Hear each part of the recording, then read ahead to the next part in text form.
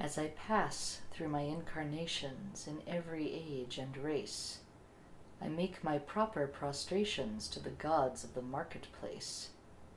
Peering through reverent fingers, I watch them flourish and fall, and the gods of the copybook headings, I notice, outlast them all.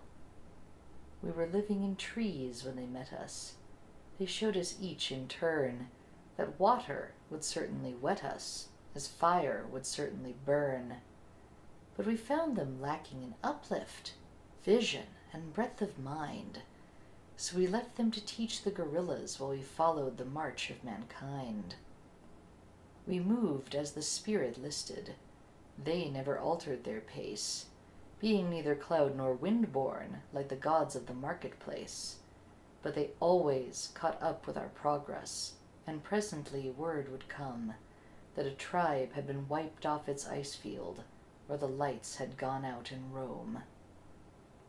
With the hopes that our world is built on, they were utterly out of touch. They denied that the moon was Stilton. They denied she was even Dutch. They denied that wishes were horses. They denied that a pig had wings. So we worshipped the gods of the market who promised these beautiful things. When the Cambrian measures were forming, they promised perpetual peace.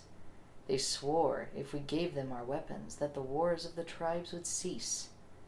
But when we disarmed, they sold us and delivered us bound to our foe.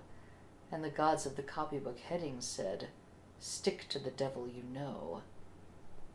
On the first Feminian sandstones, we were promised the fuller life, which started by loving our neighbor and ended by loving his wife, till our women had no more children, and the men lost reason and faith, and the gods of the copybook headings said, "The wages of sin is death."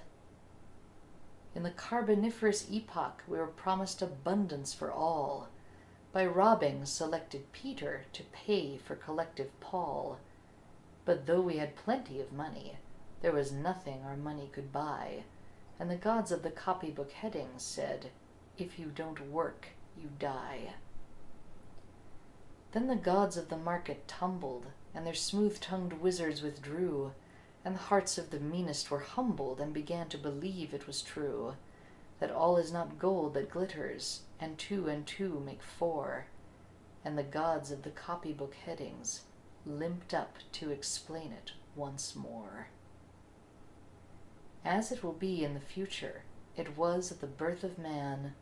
There are only 4 things certain since social progress began: that the dog returns to his vomit, and the sow returns to her mire, and the burnt fool's bandaged finger goes wabbling back to the fire, and that after this is accomplished, and the brave new world begins, when all men are paid for existing, and no man must pay for his sins.